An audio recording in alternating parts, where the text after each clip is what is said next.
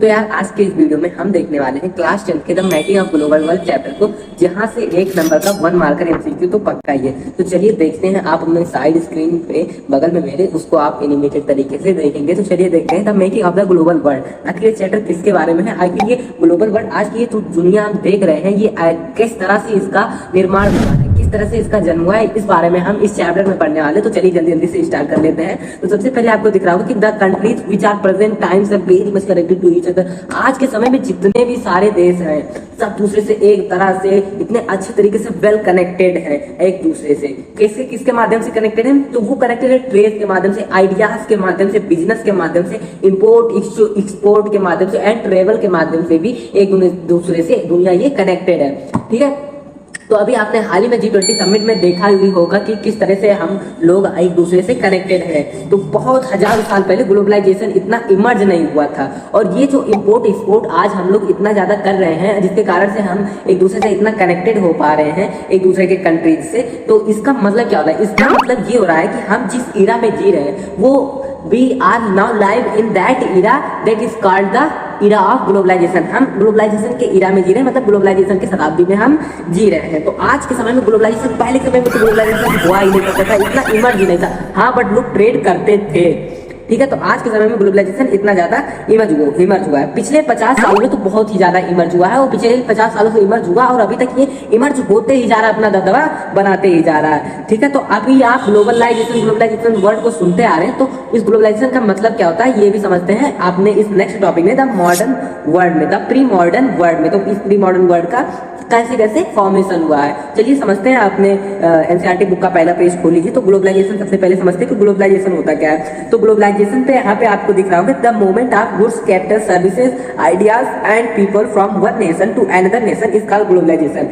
मतलब कि लोगों का मूव होना, एक दूसरे के गुड्स का मूव होना, कैपिटल्स का मूव होना, सर्विसेज का मूव होना, आइडियाज का मूव होना, आइडियोलॉजी का मूव होना, पीपल का एक जगह से दूसरी जगह। बेसिकली हम ये कह सकते हैं कि लोगों का एक से दूसरी जगह का मूव होना, गुड्स का एक जगह से इंपोर्ट दूसरी जगह से एक्सपोर्ट होना, एंड सर्विसेज का यहाँ से एक जगह से दूसरी जगह जाना, मतलब वन नेशन से अदर नेशन में जाना ही ग्लोबलाइजेशन कहलाता है। ठीक है, तो ग्लोबलाइजेशन आपने समझ लिया कि लोगों का आइडियोलॉजी का इंपोर्ट एक्सपोर्ट होना, सर्विसेज का इंपोर्ट आइडियाज का इंपोर्ट एक्सपोर्ट, पीपल का बेसिकली माइग्रेशन होना भी ग्लोबलाइजेशन कहलाता है। जिससे हमें ये पता चलता है कि हाँ यार, इस दुनिया में मतलब दुनिया कितनी कनेक्टेड है एक दूसरे से। ठीक है, तो फिर आता है कि मतलब कि किससे किससे कनेक्टेड। तो अभी मैंने बताया कि पैसे के माध्यम से भी कनेक्टेड, कैपिटल के माध्यम से कनेक्ट हो सकते हैं, माइग्रेट के माध्यम से ग्लोबलाइजेशन इमर्ज होता है, सर्विसेज आइडियाज के माध्यम से ये इमर्ज हो रहा है। क्या ग्लोबलाइजेशन इमर्ज हो रहा है? तो एशियन टाइम की अगर हम बात करें, एशियन टाइम में पहले के समय में ऐसा कैसे होता था?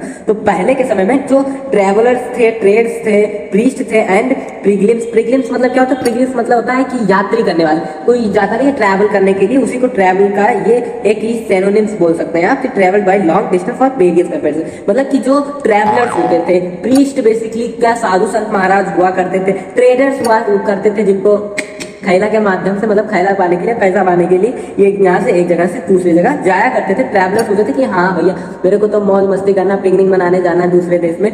ठीक है, तो travellers, trader, priest and pilgrims ये बहुत ही ज्यादा लॉन्ग डिस्टेंस ट्रैवल करते थे। किसके लिए? वेरियस पर्पस के लिए, अदर पर्पस सबका हो सकता है। जैसे कि ट्रैवलर का पर्पस क्या होता था कि हाँ भैया हम जाएंगे मौज मस्ती करेंगे। प्रीस्ट का पर्पस क्या होता था कि हम जाएंगे अपने विचारधारा को, जो हमारे देश तक ही सीमित है, उसको हम पूरे विश्व में उसको फैलाना चाहते हैं। ऐसा प्रीस्ट का काम हुआ करता था। ठीक है, और कैपिटल का क्या हुआ करता था? कैपिटल भैया हमारे यहाँ की कैपिटल आज स्ट्रॉन्ग है, तो कनेक्टेड हो रही है ना, एक दूसरे से कनेक्ट हो रही है। बेसिकली आप अपने आइडियोलॉजी से, अपने आइडिया से खुद समझ रहे होंगे। ठीक है, तो ट्रेडर्स का तो साथ जानते होंगे कि पैसा पाने के लिए, पेरेंट्स पर्पस के लिए होता था, जैसे नॉलेज के लिए भी होता था। प्रीस्ट लोग जाते थे नॉलेज फैलाने के लिए। अपॉर्चुनिटीज का भी यहाँ पे क्या होता था? एक जगह से दूसरे जगह का, एक जगह से अपॉर्चुनिटीज के लिए भी। जैसे अभी मान लीजिए कि इंडिया में बेरोजगारी बहुत ज्यादा है। इंडिया में बेरोजगारी होने के कारण कई सारे लोग जो है इंडिया से ट्रैवल करके दूसरे कंट्रीज में जा रहे हैं फॉर द जॉब अपॉर्चुनिटीज। ठीक है, तो एक बहुत से लोग स्पिरिचुअल फुलफिलमेंट के लिए भी जाते हैं कि हाँ मुझे हाँ अपने देश में, मतलब ऐसे बुरा मानने वाली बात नहीं कि हाँ मुझे अपने देश में थोड़ा सा अच्छा नहीं लग रहा, मुझे अपने स्पिरिचुअल फुलफिलमेंट के लिए कि मैं वहां पे जाकर रहना चाहता हूँ। ठीक है, और ये अपने साथ साथ जब ये ट्रैवल करते थे तो ये अपने साथ साथ बहुत सारी चीजों को भी लेकर जाते थे। जैसे किन किन चीजों को लेकर जाते थे? ये गुड्स को लेकर जाते थे, बीमारी को भी ये सब लेके जाते थे, कि जर्म्स एंड डिजीजेस को भी ये सब लेके जाते थे। अपने स्किल्स को तो बेसिकली लेके जाते ही जाते थे, आइडियाज को भी ले जाते थे, पैसा पैसा को भी ले जाते थे, बिना पैसा कैसे जाएंगे, ठीक है। और इन्वेंशन जो कि खोज किए थे उनको भी ये सब लेके जाते हैं, ठीक है। आज के समय में अगर हमने एंशियंट टाइम की बात की कि हाँ ट्रैवलर्स बहुत से पर्पस के लिए वो सब जाया करते थे, नॉलेज के लिए, अपॉर्चुनिटीज के लिए, स्पिरिचुअल फुलफिलमेंट के लिए वो सब एक जगह से दूसरी जगह जाया करते थे, ठीक है। तो आज के समय में बात करें, आज के समय में हमें इस ग्लोबलाइजेशन का बहुत सारा एविडेंस मिलता है कि हाँ पिछले समय में मतलब ग्लोबलाइजेशन हुआ करती थी। जैसे एग्जाम्पल में ले सकते हैं कौरीज मतलब कौरीज को हिंदी में कौड़ी बोलते हैं, जिसका लुक कुछ इस तरह का होगा कि आपने ये स्क्रीन में दिख रहा होगा, जिसको इंग्लिश में सी सेल्स बोला जाता है। इसको एज ए करेंसी यूज किया जाता था, ठीक है, ट्रेड के लिए एज ए करेंसी इसको यूज किया जाता था। ये बेसिकली मालदीव से होकर चाइना एंड अफ्रीका में इसका, ईस्ट अफ्रीका में इसका मूवमेंट हुआ था for the purpose of travelling and globalisation की, मतलब किस तरह से हमारा ग्लोबलाइजेशन इमर्ज था। तो लोग यहाँ से एक जगह से दूसरी जगह ट्रैवल करते थे, ये एक माध्यम था एज ए करेंसी का ट्रेड करने के लिए कि हाँ भैया आपने मुझको ये दिया तो आप उसके उसके दर पे, उसके जगह पे आपको वो कौड़ीज दिए जाते थे, ठीक है।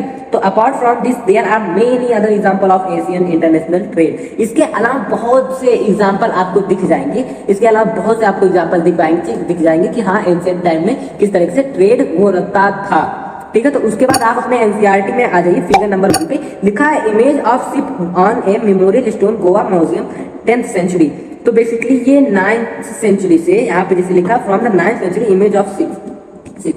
देखिए इस इमेज में क्या दिया होगा, आपको दिख रहा होगा कि एक शिप का इमेज दिया है जो कि गोवा में है, 10th सेंचुरी का ये बेसिकली बताया जा रहा है। तो इससे ये पता चलता है कि हाँ ये शिप के माध्यम से लोग ट्रेड किया करते थे। भाई समुद्र था, गोवा है समुद्र के किनारे ही पड़ता, तो ओशियन के किनारे ही पड़ता है, सी के किनारे पड़ता है, सॉरी सी के किनारे जब गोवा पड़ता है वहां पे शिप का होना क्या दर्शाता है, यहाँ पे ट्रेड होता था, ठीक है। तो यही दर्शा रहा from the 9th century image of,